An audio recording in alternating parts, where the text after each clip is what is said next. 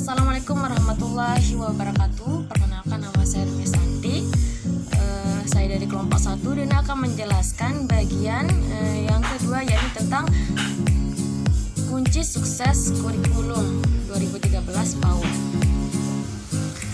Nah, ada beberapa macam kunci sukses dari K13 PAUD tersebut, yang diantaranya adalah kepemimpinan kepala sekolah, kreativitas guru, keaktifan peserta didik, sosialisasi kurikulum 2013, fasilitas dan sumber belajar, lingkungan yang kondusif dan akademik, dan yang terakhir adalah partisipasi warga sekolah. Nah, kita akan membahas yang pertama adalah tentang kepemimpinan kepala sekolah.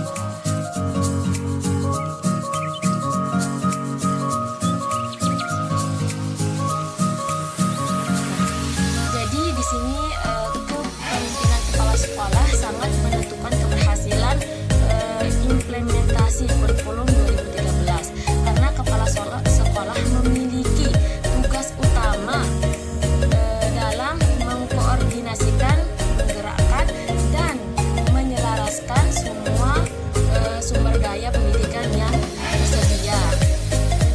Jadi peran paling utama, kunci suksesnya K13 PAUD ini adalah ya kepala sekolah, karena di sana kepala sekolah sangat menentukan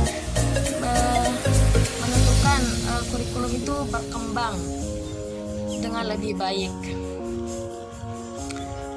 Kurikulum 2013 menurut kepala sekolah yang mandiri, demokratis, dan profesional harus berusaha menanamkan, memajukan, dan meningkatkan sedikitnya 4 macam nilai, yaitu pembinaan mental, moral, dan fisik, dan artistik. Oke teman-teman, kita singkat saja, kita beralih ke kreativitas guru. Kunci implementasi kurikulum 2013 yang kedua adalah kreativitas guru, karena guru merupakan faktor yang paling penting yang sangat besar pengaruhnya bagi kurikulum tersebut, menentukan keberhasilan terutama untuk peserta didik dalam belajar. Guru diperlukan agar menjadi fasilitator dan mitra belajar peserta didik, karena jika tidak ada guru, maka anak murid atau siswa tidak bisa belajar. Maka dari situlah penting sekali dalam kurikulum 2013 ini kreativitas seorang guru. Baik, kita lanjut ke 3, aktivitas peserta didik. Kunci sukses ketiga yang paling menentukan keberhasilan implementasi kurikulum 2013 adalah keaktifan peserta didik. Selain adanya guru yang kreativitas, nah yang ketiga ini juga sangat penting, karena jika tidak ada murid, siapa yang akan mengajar peserta didik? Jadi keaktifan peserta didik sangat penting. Guru harus mampu membantu peserta didik mengembangkan pola perilakunya, meningkatkan standar perilakunya, dan melaksanakan aturan yang telah ditegakkan, dan mengajarkan kepada peserta didik untuk disiplin. Kita lanjut ke 4, yakni sosialisasi kurikulum 2013. Sosialisasi dalam kurikulum 2013 sangatlah penting dilakukan agar semua pihak yang terkait dalam implementasinya di lapangan paham dengan perubahan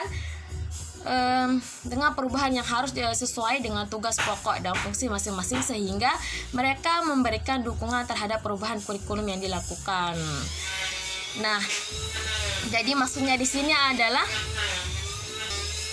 pihak-pihak yang terkait dalam implementasi kurikulum 2013 adalah seluruh warga sekolah, bahkan seluruh masyarakat, dan orang tua peserta didik. Sosialisasi ini bisa dilakukan oleh jajaran pendidik, pemerintah pusat atau pemerintah daerah secara profesional dan profesional. Jadi maksudnya bisa disimpulkan bahwa sosialisasi kurikulum 2013 ini sangat dibutuhkan agar orang tua, warga sekolah dan sekitarnya atau wali murid sekolah itu bisa mengetahui bagaimana kurikulum tersebut. Selanjutnya kita beralih ke fasilitas dan sumber belajar. Jadi di sini adalah fasilitas dan sumber belajar yang ada di sekolah berbeda-beda satu dengan yang lain. Hal ini menjadi faktor penting dalam implementasi kurikulum 2013. Maka tak heran ketika dalam implementasinya tidak semua sekolah langsung dijadikan sebagai sekolah implementasi kurikulum 2013 ini. Dan fasilitas dan sumber belajar ini sangat penting untuk perkembangan peserta didik. Baik itu dalam sumber yang direncanakan dan sumber yang sudah ada dan tinggal dimanfaatkan. Oke, kita lanjut ke 6, lingkungan yang kondusif akademik. Seperti apa sih lingkungan yang kondusif akademik itu?